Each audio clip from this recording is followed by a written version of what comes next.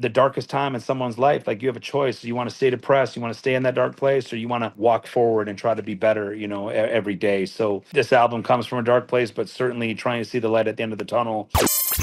Rock, metal, prog, and everything in between. Welcome to this episode of Talkin' Rock with Meltdown. Don't forget to follow the audio-only Talkin' Rock podcast on all podcast platforms. And now, it's time for today's conversation. Here's Meltdown. There he is, Leigh. Good to see you, man. Great seeing you, for sure. Thanks for having me, Meltdown. Yeah, you're talking about this beautiful Michigan weather. Maybe I'll have a chance to get the motorcycle out pretty soon. Who knows? That would be awesome, man. It's definitely good to see some sunshine and some warm weather for sure. Yeah.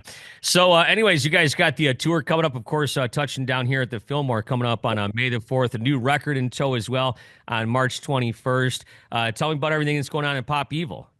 Been awesome. Obviously, new album on the horizon. Exciting times for us for sure. We feel like it's one of our favorite albums that we've released to date. I mean, a lot of personal healing for me with just stuff I buried, I think, with my career and where we've been all these years. So finally listening to my soul, letting that healing come out on this record. It's just special, and just kind of wanting to challenge people to be positive. I mean, when you think about that, the darkest time in someone's life, like you have a choice. You want to stay depressed, you want to stay in that dark place, or you want to, walk forward and try to be better, every day. So again, this album comes from a dark place, but certainly trying to see the light at the end of the tunnel, trying to still be positive and inspire people to be better.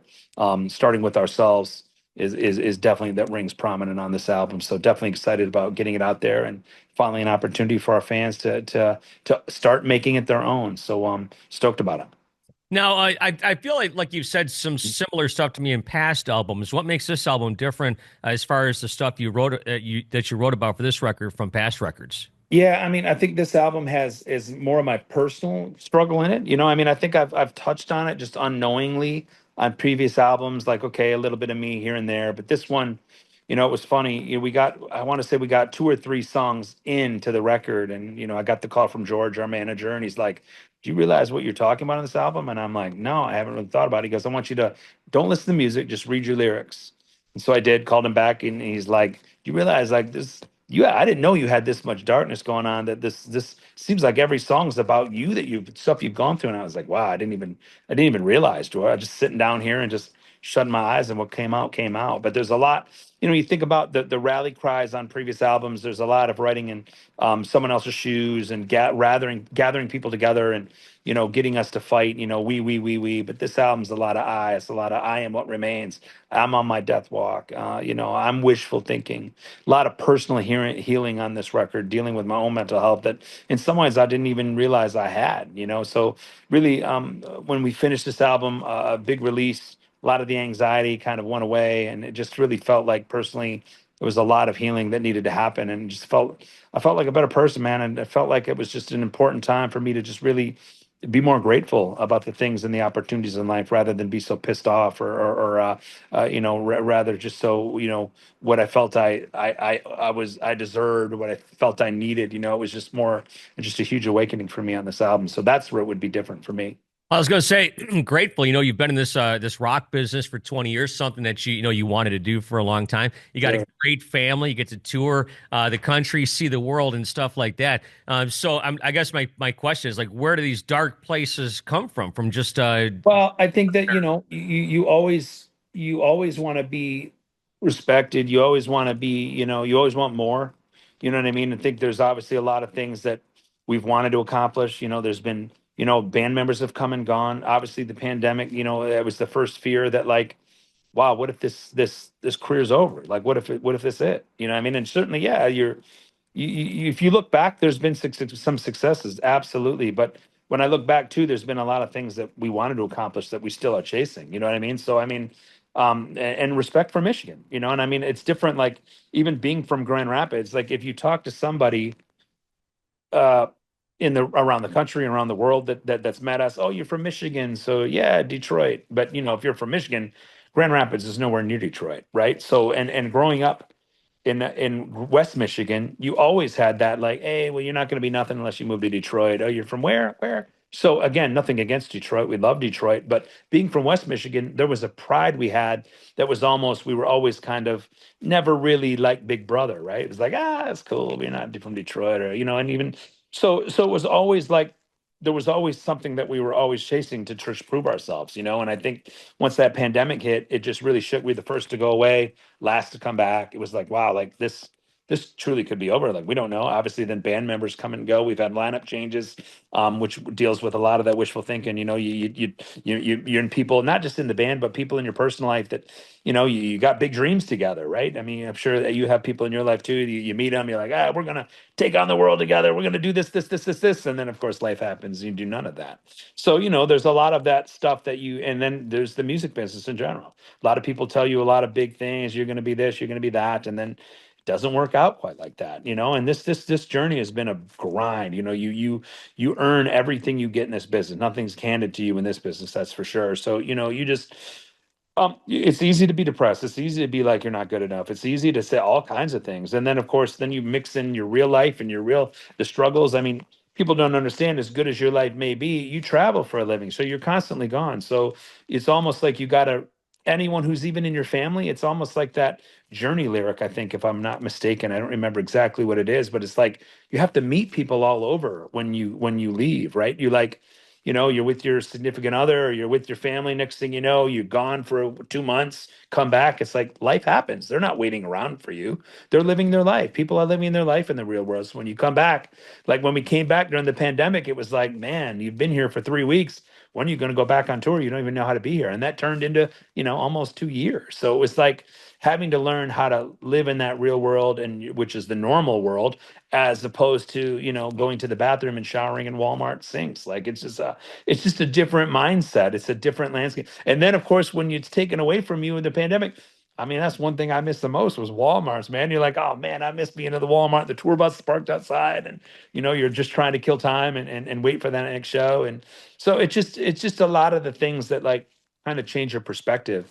So, there was a lot of darkness that I think when you're the front man, you don't have time to have anxiety. You don't have time to be depressed. You have to be, there's a lot of people counting on you. Families, our band families, our band crew families, like they're all counting on us to make the right moves to be able to just pay our bills, right? So it was so important for us to get back. And if we did get back, the talk amongst the band members, we were always like, look, we're gonna enjoy this a little differently, and we're gonna be appreciative about the things we might have taken for granted, and really like work harder to chase perfection. And that's not only on the stage but off the stage, to be better, to be healthier. You know what I mean? To make those decisions as the relationship that we have as band brothers, to make sure that we hold ourselves accountable, that we can count on each other, because it's real easy to put yourself in a position, especially with guys, be like, yeah, I know you let me down. It's no big deal. We'll be all right. We're boys. Boom, knuckle it up. Rather than being like, bro, you let me down. Like, you had that extra drink, you were wasted on stage. That's not going to cut it. Like, Mm. that's not what I'm here away from my family for. What are you doing here? I'm not going to sit here. Is that cool for Pop Evil? Because we paid you full time. Like, you got your money right this week, right? You got paid full price. Well, how come you gave to the band not 100% this week? Because you were kind of half in. You missed bus call. You were like, all those little moves can deal to bigger moves that lead to fights and arguments amongst you as brothers, and at the end of the day, then can really start affecting the music. Yeah. When those things start to happen, then what are we doing this for? It's not about necessarily hit records and awesome sales and streams. Sure, obviously to live you need that, but this respect that you have amongst brothers when you're in a relationship. Like if you're married and you take out the garbage all week, or your wife takes the garbage out all week, sooner or later she's gonna be like, "Yo, Meltdown, when are you taking the garbage out? I just did all week. You're just sitting there watching the Red Wings all week." I'll be like, "Yo, babe, I'm sorry about it." You know what I mean? Like, and I'm guilty of that. You know what I mean? So it's like at some point the people in your life are going to be like, they're going to call you out on it, be like, that's not cool. Like, you can't just sit here and be late. You need to contribute as well. And so when you can step up to your band brothers like that and not have to go to blows, and have someone respond to be like, you know what, you're right, I've been lazy, it's time for me to pick my game up, and you can look at yourself in the mirror and own your responsibility to a project, is a whole different world, man. And we couldn't do that. Pop people couldn't do that till after the pandemic. You know what I mean? So now that we're able to do that, I feel like we're in a position where the sky's the limit on what we can achieve. And we had success before that. So it was like, it just, even though we were having success, there were these little things that were building up that were really like questioning like what we're doing. Like, why are we here fighting? Why are we arguing? Why are we not appreciating the moments that we have? So once you can really call each other out and hold each other accountable, then you can start to become better off the stage to be better on it. And those frustrations come out on this album. I'm on my death walk. It felt like, it didn't matter what I was doing. Here I'm in my dream. This was my dream to be here. I mean, Mel, I've known you since the Yeah. beginning. It's like, here's my dream, but why do I hate it so much? This sucks. Like, why are we fighting? Like, I thought you wanted the same thing I wanted, right? Like, I thought we wanted to be the best musicians we could. Well, why are we out here just getting ripped every like that's over? And that's what we kind of learned from these younger bands on the rise. It's like these newer version of rock bands and radio rock bands, they're not out here partying. They're out here being healthy. They're out here putting their time and money and effort and all the money they make into their live show. They're growing their brand. They're really spending all the time they can to better themselves and dive into the music. And in some ways, they're saving money, not going into those expensive studios. They're recording it themselves to save money, and they're doing it at a high level. It's incredible, to be inspired by not only the older bands and the iconic bands, but those bands were partying, those bands were raging. Like, that's not cool to do. It's almost cooler to be. I mean, look, you go to Whole Foods, you go to these grocery stores. It's almost cool. It's cooler to be healthy now. Like, who wants to die young? Nobody does, right? You want to live long. You want to be able to be healthy. You want to be able to enjoy the things in life. You know what I mean? And I think it's cooler as we approach that eighth album to be not only be healthier, but to be able to enjoy each other as brothers. Because the language we have in this project is like, there's going to be a time we're going to sit on a rocking chair somewhere in Michigan with me. It'll be somewhere in Michigan. I can guarantee that. And I'm going to sit there with one of my band members and go, wow, look what we did. Look what we were able to accomplish, man. We chased it, even if it didn't work out. Hey, we didn't accomplish what maybe we did here, but guess what? We did it together, and we're a fraternity of brothers because of it. Or we're going to look back at each other and we won't be together, and we're going to be on that rocking chair in Michigan, and I'll be like, man, what if we would have done this? What if we would have come together and walked closer together and embraced each other rather than walked apart from each other? What could we have done? You know what I mean? It's very simple. You know what I mean? There's going to be a rocking chair moment for everyone at some point in their life where you can look back and go, wow, I chased it. It didn't happen for me, but you know what? I gave it everything I had. I'm cool with it. I'm content. Or are you going to are you going to be in that rocking chair moment and go, damn, I don't know why I didn't just make the most of my moment here. Why couldn't we have just done that? Like, why was I so selfish about being this and that? And I think that is what makes this album so much different. And probably it's been a bit of a transition. When you look at the last three albums, from Versatile to Skeletons to now What Remains, I mean, especially the last two albums. I mean, for the first time in our career, we named the album after a song title, which is something we had never done because we feel more attached to these albums. Certainly I do, right? Like the Skeletons, it's like, look, we bleed like with all the things, like when I look at the news or when I watch the news or read any kind of thing online or newsworthy, it's always about what's bringing people apart. Like, what are we doing to separate us? Well, when you think about it, these last few albums are about what's making us closer. It's what I've wanted. Like, look at the Skeletons. Look, it doesn't matter. We're different. Maybe come from different place. We have different political views. We have different religious views. But guess what? We bleed the same color, and we all have the same skeleton inside, right? When we all are dead, said and gone, that's the one thing we're going to leave on this planet is our skeleton. And no one's going to look at your skeleton and my skeleton and go, wow, this person was red. This person was blue. This person didn't like this. This person didn't like that. They're going to look at it and say, wow, these people they were here and they had a story to tell. What story did they have, right? Like, and that's what I think is so important. It's this musical process is why I got into it in the first place. Was what made us what brought us closer together. I mean, that was the thing. I grew up in Michigan. It was Detroit Rock City. It didn't matter that I wasn't from Detroit. I attached those things from Detroit right to me, no more than I did Eminem or Kid Rock, because they were from Michigan, not from Detroit. They were part of me, right? And that's something that like inspired me. And that's the thing that I've learned about just being from the Midwest and the great state of Michigan. It's those blue collar things that make me feel proud to be a part of something. You know what I mean? It's that. So I think when you see that last album, Skeletons, or this album, What Remains, this album especially is taking a more individual accountability to be like, yeah, my life sucks right now. I'm facing the toughest task of my life. But guess what? I have a choice when I leave my house today to be a better version of myself, or do I want to take it out on someone? And when you look at the album art for this album, very metaphorical to a volcano, to individuals. We are one life event away from erupting on each other. You have a choice, though. You have a choice, right? Is that volcano going to stay dormant?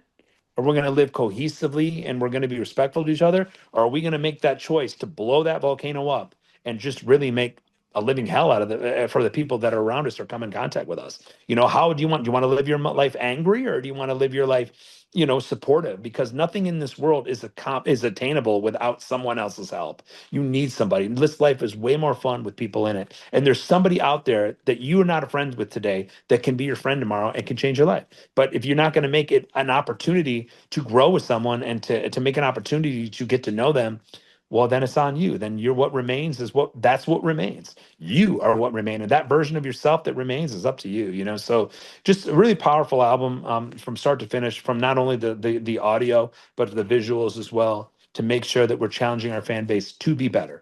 Hopefully that them knowing that I'm going through something like that and being open and not shying away from that.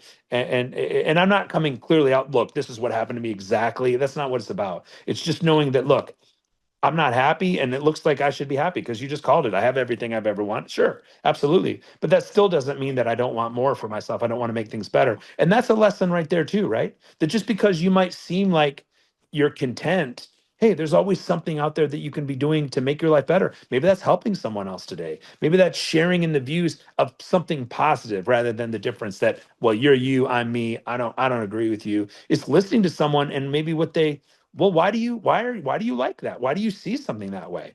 Okay, I don't necessarily agree with that, but I can see where you're coming from. Like, okay, that's cool. I mean, the differences in people and the differences that we have as humans, that's what makes us so special. It's like the fact that we don't, hey, someone told me all those years ago that pop evil suck. They're no good. I don't, you'll never make it. Okay, cool. I respect that. But I didn't listen to that. I went back and I still believed in myself. I still believed in what I wanted to do and, the message that I wanted. I have a voice. Does that mean everyone's going to want to listen and agree with my voice? Heck no, absolutely not. But there are some people out there that want to listen to my voice and want to hear what I have to say, and that's your fan base. So again, obviously I can talk your ear off for an hour, but I think that's what makes this album, getting back to your original question, that's what makes it a little different. There's a lot to unpack right there. We don't have a whole lot of time left. Right. But no, it's funny. Rocking chair moment. I love that. And then I told my son years ago playing hockey, some kid would steal the puck, and I'm like, look, you can sit here and complain about it, or you can go get it, which is pretty much kind of what you're saying as well. Totally. And I mean, and plus, it's like, working with your network of people or people you don't even know that haven't even come into your life yet that could improve your life. So you hit on all sorts of topics there. Yeah, I mean, it really is, and obviously hopefully we'll get more time to talk, maybe even in person too. But like, it's just you just get it. Hopefully, in the game, eighth albums in, you get a little bit wiser. I mean, I've seen a lot of people in my travels. I've seen a lot of great people, and the fact of just alienating them or taking out of or not wanting to help people in some small way with just our music. I don't want to. Why would I want to do this then? I mean, yeah, it's great. Don't get me wrong. Yeah, it's great to have plaques and sell millions of record and streams. And I'd be lying. Of course, I want to do that. I want the maximum amount of people to like the project. But the true wins are already happening, right? It's that one person that comes up in this new meet and greet generation. It's why we're doing video interviews right now. It's like that. I mean, most people might look at our interview and just clip it, go to the next, right? They don't have time to watch it. But for the people that do and go, wow, like the Rock Report, again, that was something I always thought about. My grandpa used to tell me, just being from the Midwest, he was like, yo, you're going to have a rocking chair moment. And I was like, whatever, that's dumb. But now as you get old, you get a little bit wiser. You're like, yeah, that is going to be me. Basically, it's the reference that one day you're going to look back and go, am I happy with what I did, or did I leave meat on the bone? Did I leave stuff on the table that that I could have changed? Obviously, I can't control what you do. You can't control what I do. But certainly, if we're going to work together, I can control how I treat you. I can control how we communicate together, by even sometimes just saying sorry, especially for dudes, like I've learned, like in the project, just for my own humility, to be like, yeah, I was wrong. Cause there's so many dudes, especially with my brothers in bands.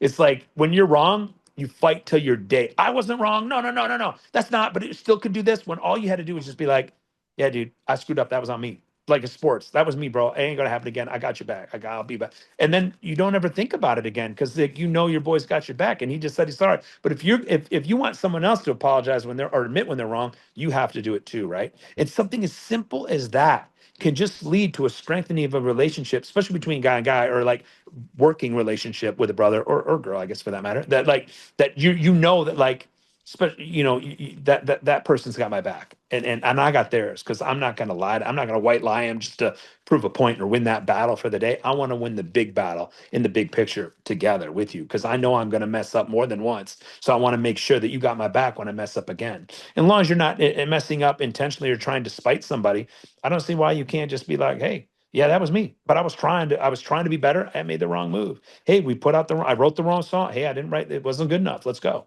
Next song, next moment, next tour, let's go. You know what I mean? And when you could start to understand that and you start to communicate that internally, you start to become more locked in off the stage. And when you're on the stage, it just makes that experience that much more enjoyable. And that's really what you're taking.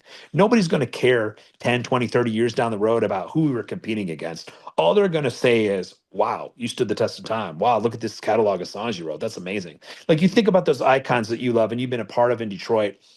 When do you sit there and go, yeah, but I can't love this artist. I can't love Bob Seger as much because I didn't like him back then. No, you're going to be like, wow, Bob Seger stood the test. I'm proud. Like, I listen to Bob Seger differently now than ever did when I was young. Like, my parents would listen to Bob Seger. I'd be like, I don't got time for that. I don't want to listen to that. Now I listen to it and I'm reminded myself of my parents listening to that. I'm reminded of myself in the 80s when I was listening to that and those easy listening stations. And now I'm reminiscing of the fact that, like, as an artist, wow, how amazing is that for a guy like Bob Seger to stand the test of time, still be here, and songs he wrote back, in the 70s and the 80s that, like, they're still enjoyed today. I mean, it's incredible. Like, be able to write a song that generations people can still be helped by. So, generations people can still find you. It's just incredible, man.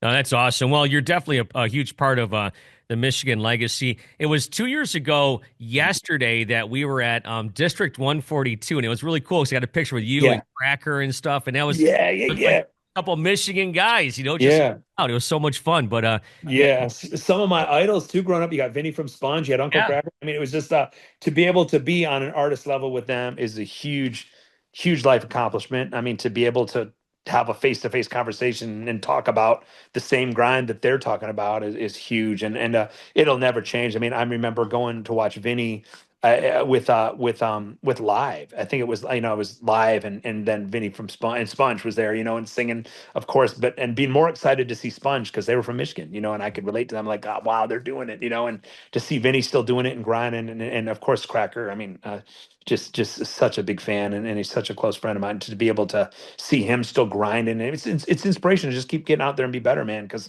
you don't want, almost in a competitive, fun Michigan brother way. Like, you don't want to be the weak link. You want to be able to, I want to be able to still communicate with those guys as years go on to still be grinding, So that was an awesome moment. And what a great moment was to have you there. Because again, what you've done for the scene, and just as a brother, your love for all of us, every one of those guys that I mentioned, and their relationship with you, it's just incredible. You don't see people like you all the day that just have a true respect and a relationship, and everyone that knows you loves you, of course, rightfully so. But to know that you're able to not just judge, because sometimes people that were in the position that you on, it's easy to make people like me that are newer, more younger band, not feel as cool as an Uncle Cracker or a Vinny, because they're Michigan history, man. I mean, that you can't deny it. They were around before me. But you, since day one, though, you've always treated Pop Evil and myself with just such grace and such humility and such respect. It just you're one of my favorite people, Michigan people. Forget about just being in the music business. I always,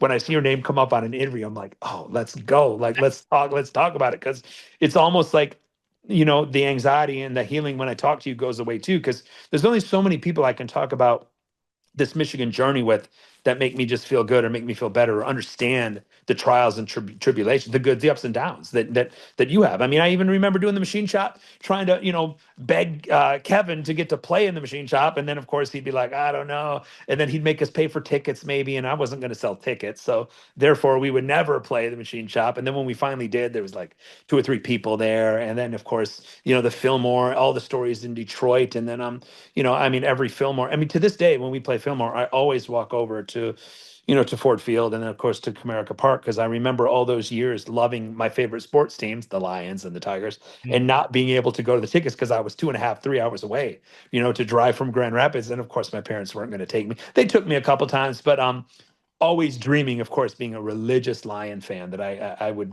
go to as many games as possible and never being. So I always, whenever I get close, I always walk over because I always think about that young version of me that just would dream to get to Detroit, and then of course to be able to play the Fillmore and then go over to Mom's Spaghetti in between the alley, try to get some pasta, and then going over with you too, and then you keeping these stories. So again, I can't thank you enough for all the love, all these years, all the support. I mean, you just truly mean a lot to me in our story, and it's awesome. I mean, you truly are what your shirt is. You truly are a badass, no doubt.